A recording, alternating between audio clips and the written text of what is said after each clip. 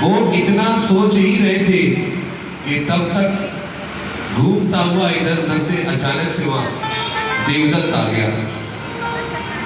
देवदत्त ने सिद्धार्थ गौतम को देखा तो कहने लगा, अरे भाई सिद्धार्थ गौतम, मेरे बाण से घायल होकर के एक पक्षी यहीं कहीं आकर के गिरा है।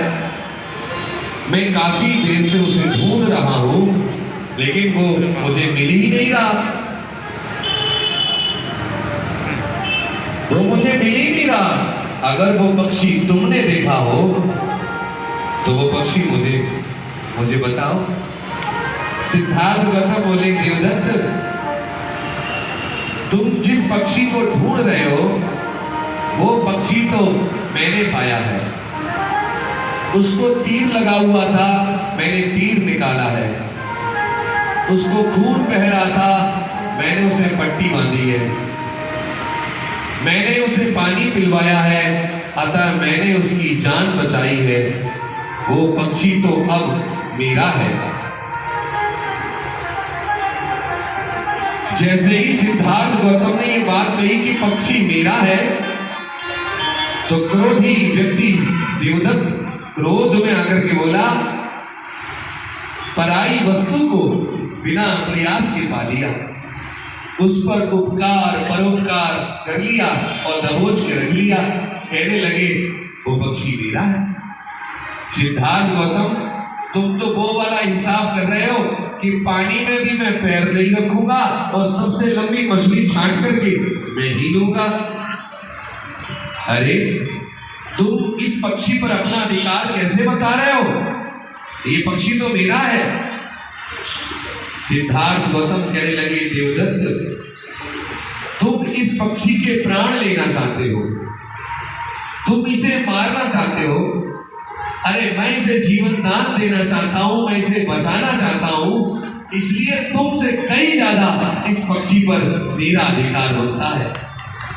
जैसे ये बात कही, अब तो देवदत्त और क्रोध में आ गया। जब और क्रोधित होने लगा तो क्रोध में आकर के क्या बोला? क्रोध में आकर के सिद्धार्थ गौतम से कहने लगा कि यदि तुम इस पक्षी को यूं साधारण तरीके से मुझे नहीं देना चाहते तो एक काम कर लो, मुझसे युद्ध कर लो। युद्ध करने में यदि तुम मुझसे जीत जाओ तो पक्षी तुम्हारा, वरना पक्षी मेरा। सिद्धार्थ गौतम ने कहा, हे देवदत्त, युद्ध करने से कोई लाभ नहीं मिलेगा, क्योंकि डाली से टूटा हुआ पत्ता पुनः डाली पर नहीं जुड़ता। ठीक वैसे ही युद्ध करते समय हम दोनों में से किसी एक के प्राण चले गए तो गए प्राण फिर वापस होने वाले नहीं है, इसलिए युद्ध करने से कोई लाभ नहीं मिलेगा। आप देख रहे हो ना, इस समय अमेरिका, इजराइल और ईरान के बीच में जो युद्ध हो रहा है, क्या इसका कोई विशेष लाभ मिल रहा है? कितने मासूम लोगों की जानें जा रही है, अर्थव्यवस्था कैसे चौपट हो रही है। धर्म प्रेमियों, युद्ध से किसी बात का कोई निवारण नहीं हो सकता। सिद्धार्थ गौतम ने कहा, यदि तुम यह पक्षी लेना चाहते हो तो बिना युद्ध के भी एक तरीका है। पंचों की सभा में चलो और वहां उचित न्याय करवा लो। अगर पंचों का फैसला तुम्हारे पक्ष में आएगा तो पक्षी तुम्हारा, वरना ये पक्षी मेरा होगा। देवदत्त इस बात को स्वीकार करता हुआ, चलो पंचों की सभा में चलते हैं। दोनों भाई पंचों की सभा में गए। 5 पंच निर्णायक बुलाए गए, निर्णय देने वाले 5 मुखिया बिठाए गए और जनता इकट्ठी हुई और बीच में हंस रखा गया। दोनों भाई बैठे हैं। तब पंचों ने कहा, देवदत्त, तुम अपने स्थान पर खड़े हो जाओ और आखिर क्या सच्चाई है इसे बताओ। तो देवदत्त अपने स्थान पर खड़ा हो गया और कहने लगा कि आकाश में हंसों की कतार उड़ती हुई जा रही थी।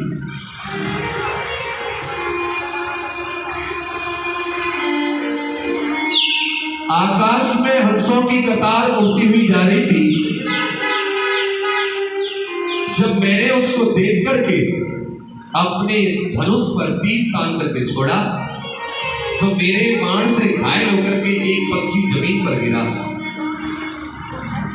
लेकिन वो पक्षी पराए हाथ लग गया। पराए हाथ बोले तो सिद्धार्थ गौतम के हाथ लग गया। सिद्धार्थ गौतम ने उस पर उपकार परोपकार कर लिया, पक्षी को दबोच के रख लिया है, अब वो देना नहीं चाहते। मैं आपसे निवेदन करता हूं, शिकार के जितने भी नियम होते हैं आप सभी जानते हैं, अतः उचित न्याय करें और पक्षी मुझे दिलवाएं। इतनी बात कहकर के देवदत्त बैठ गया। पंचों ने कहा, सिद्धार्थ अब तुम अपने स्थान पे खड़े हो जाओ, यहां से आगे की सच्चाई क्या है, यहां से आगे की सच्चाई क्या है वो बताओ। और जैसे ही सिद्धार्थ खड़े हुए पहले पंचों को प्रणाम करते हैं और क्या बोले हैं सुनो, कि मारत काटत होत अधिया,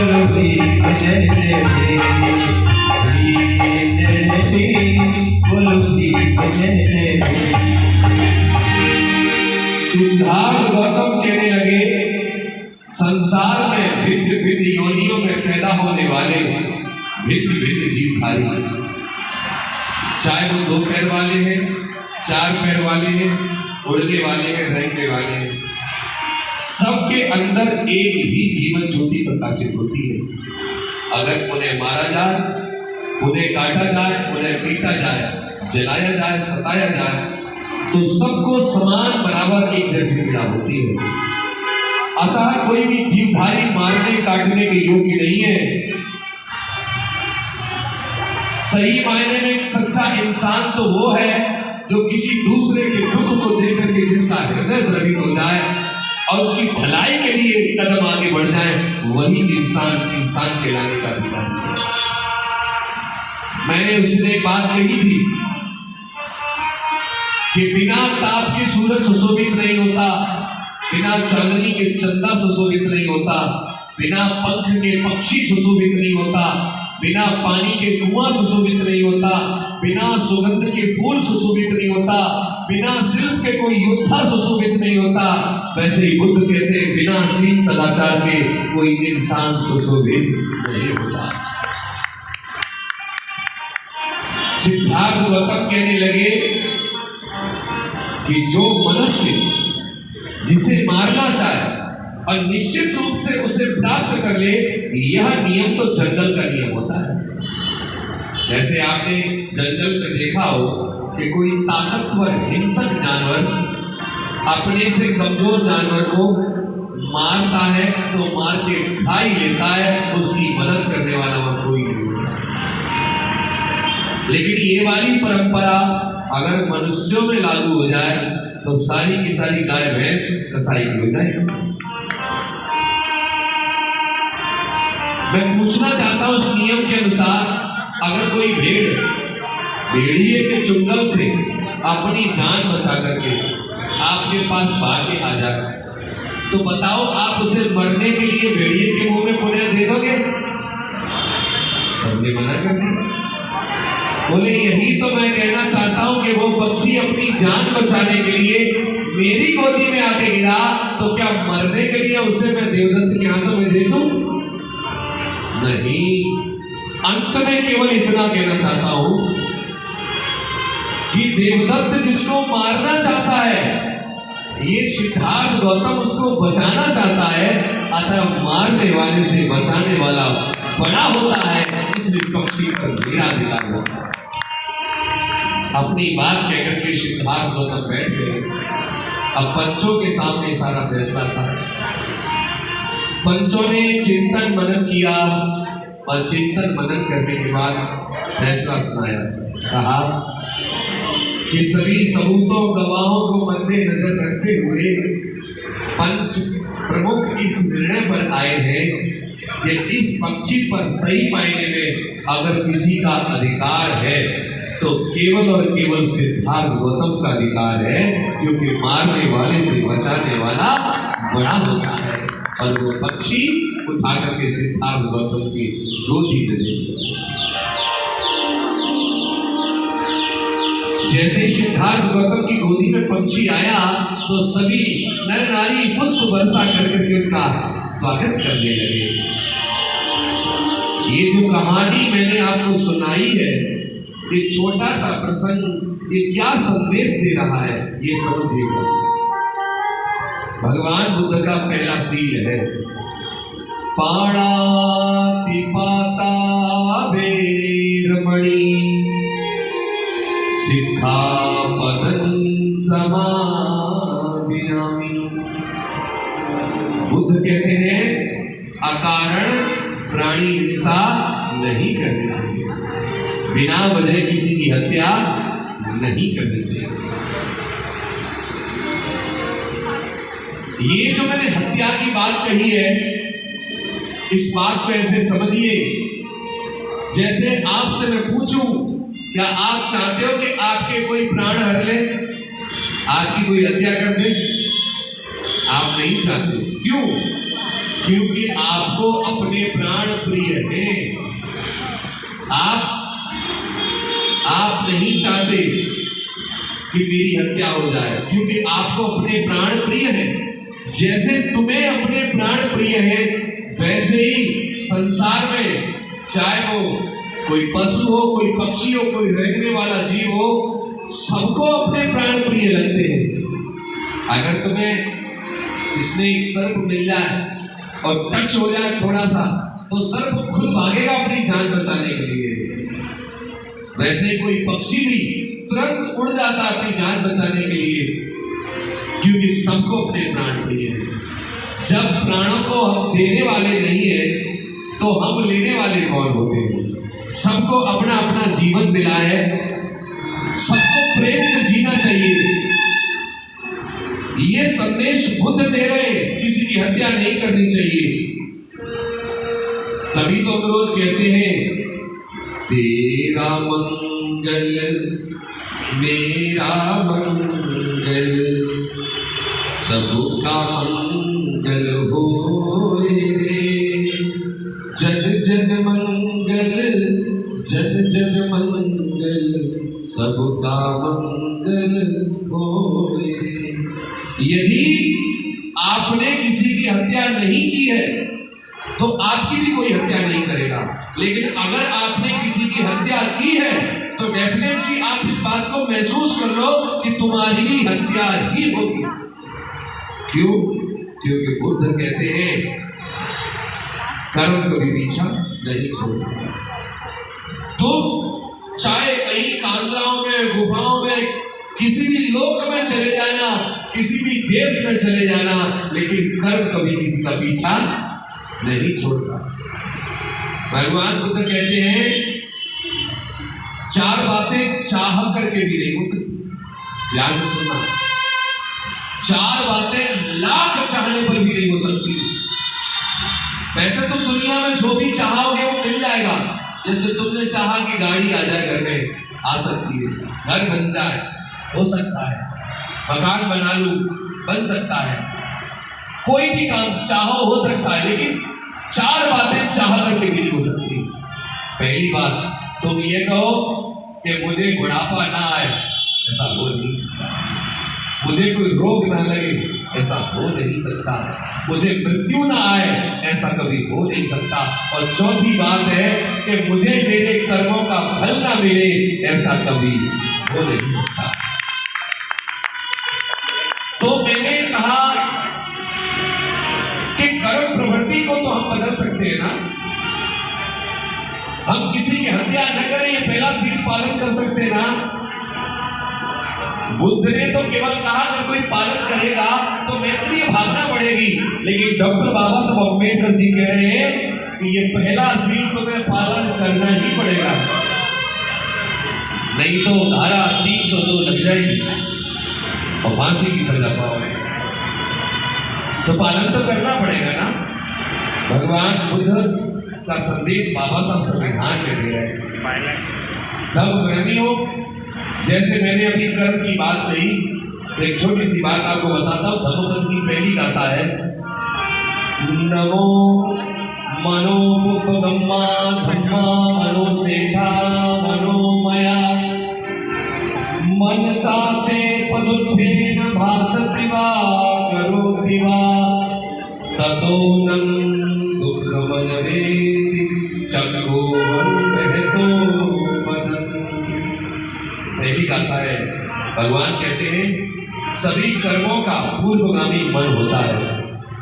इंसान जैसा मन में सोचता है वैसा ही बोलता है, वैसा ही करता है। यदि मन में इंसान बुरा सोचेगा तो बुरा बोलेगा, बुरा करेगा, तब दुख उसके पीछे ऐसे लग जाता है जैसे बैलों के पीछे गाड़ी के पहिए लग जाते हैं। बैल जब चलते हैं तो गाड़ी के पहिए जब खींचते तो उन्हें खींचने में तकलीफ होती है कि नहीं, पीड़ा होती है, प्रॉब्लम होती है, दुख होता है ना। ऐसे ही इंसान जब बुरा कर्म करता है तो उसके पीछे दुख ऐसे लग जाता है, वो जिधर जाता है कष्ट उठाता है, दुख उठाता है। और इसी गाथा में भगवान कहते हैं मनोपुपगम्मा धम्मा मनोसेठा मनोमया मनसा चेत्पदुत्थेन भासति वा करोति वा ततोऽनं सुखमनवेति छायावहनं पायति। जब कोई व्यक्ति मन में अच्छा सोचता है, अच्छा बोलता, अच्छा करता है, तो बुद्ध कहते हैं सुख उसके जीवन में ऐसे लग जाता है जैसे उसके शरीर की छाया। इतनी छाया ऐसी होती है कि हम जब चलते फिरते हैं तो क्या हमें कोई कष्ट होता है? क्या हमें पता भी लगती है कि छाया हमारे साथ है, इतनी हल्की, कोई पीड़ा, कोई प्रॉब्लम नहीं। ठीक वैसे ही जब व्यक्ति अच्छा कर्म करता है तो सुख उसके पीछे पीछे चलता है। धर्मप्रेमियों, मैं उत्तर प्रदेश की धरती से छत्तीसगढ़ राज्य में राजनांदगांव की धरती पर हूँ, लगभग 1000 किलोमीटर की दूरी पर हूँ।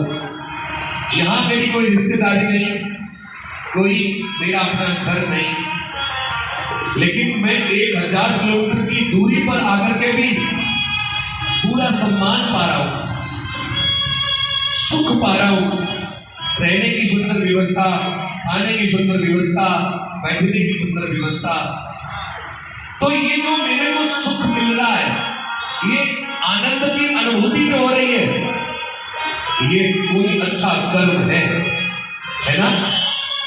और अगर मैं भले ही प्रवचन करूं लेकिन मेरे कर्म बुरे हो जाएं तो यही कर्म फिर मेरे को अपमानित करेगा, लज्जित करेगा, और जहां जहां जाऊंगा वहां अवहेलना मिलेगी। तो ये हमारे हाथ में है कि हम अच्छा कर्म करके अपने जीवन को संवार लें। कायेन संवरो साधु, काया का संवारना, मन का संवारना, वाणी का संवारना, यही एक साधु की प्रवृत्ति होती है। जिसने मन वाणी काया के कर्मों को कुशल कर्मों में परिवर्तित कर लिया, वो चाहे कुर्ता पजामा में रहे, चाहे पेंट शर्ट में रहे, चाहे वो सूट पहने, साड़ी पहने, लेकिन वही विद्वान और वही सच्चा संत है जिसने अपनी मन वाणी काया को अपने वश में कर लिया। कोई बड़ा तिलक लगा ले, गले में बड़ी माला पहन ले, पीतांबर पहन ले, इससे संत की पहचान नहीं होती है। संत की पहचान उसकी मन वाणी काया की पवित्रता से होती है। कर्म प्रवृत्ति की बात बताऊं मैं आपको, कर्म कैसे पीछा करता है। विचार करने योग्य बात है। एक बार भगवान बुद्ध एक बिहार में रुके हुए थे और उनके साथ में बहुत सारे भिक्षु रुके हुए। तो उसी बिहार में एक चक्षुपाल करके बनते रहते थे जो आंखों से अंधे थे, दिखाई नहीं देता था। तो वो एक मैदान में टहल रहे हैं और उनके पैरों से चींटियां मर रही हैं। दूसरे भिक्षुओं ने देखा कि चक्षुपाल, वो नहीं जानते थे कि चक्षुपाल अंधे हैं। उन्होंने देखा चक्षुपाल तो अपने पैरों से चींटियां कुचल कुचल करके मार रहे हैं। वो दौड़े दौड़े भगवान बुद्ध के पास से कहने लगे, भगवान, वो चक्षुपाल बनते अपने पैरों से चींटियां कुचल कुचल के मार रहे, हत्या कर रहे हैं। तो भगवान बुद्ध ने कहा, अरे तुम्हें नहीं पता, बनते चक्षुपाल अंधे हैं, उन्हें दिखाई नहीं देता, इसलिए उनके पैरों से चींटियां मर रही हैं। उन्होंने कहा, भगवान ये चक्षुपाल बनते हैं लेकिन अंधे क्यों हैं? भगवान तो यूं कहो कि सर्वज्ञ है, सब कुछ जानने वाले हैं, लोक लोकांतर के जानकार है भगवान।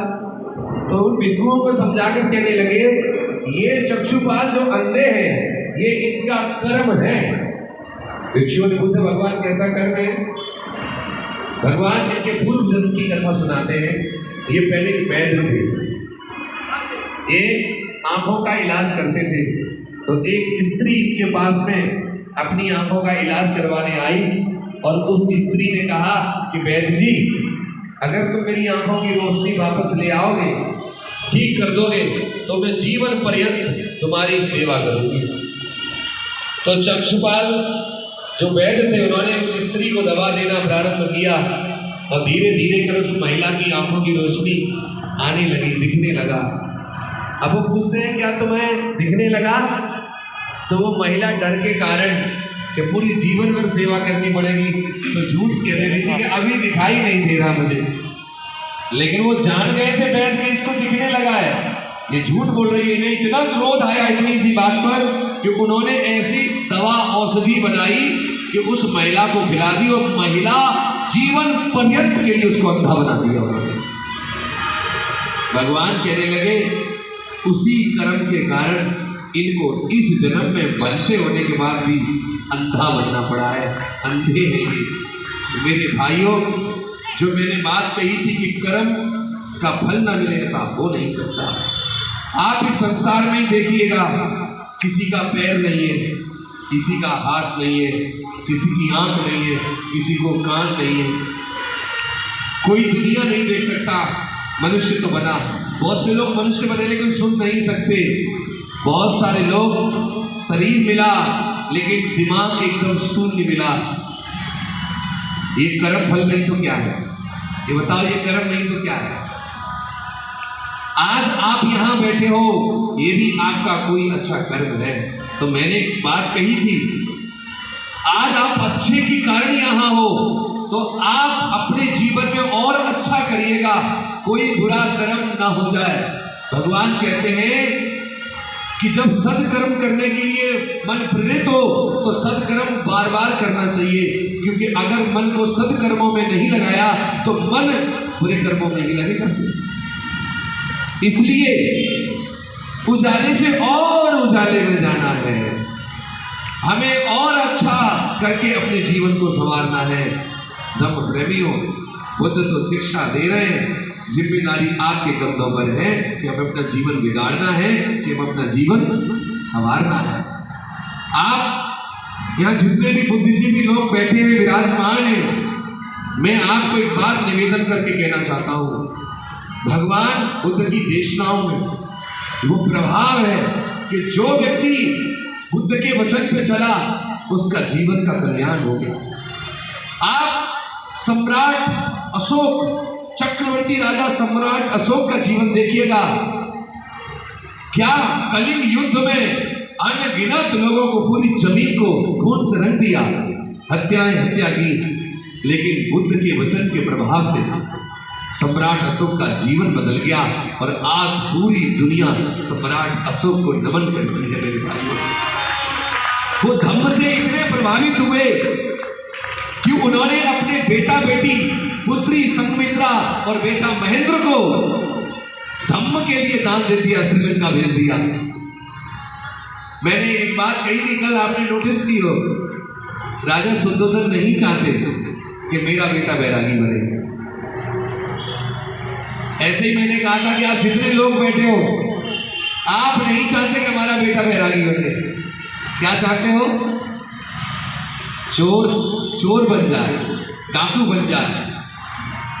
क्रिकेटर बना सकते हो, डॉक्टर इंजीनियर बनाओगे, लेकिन भिक्खु ना बने।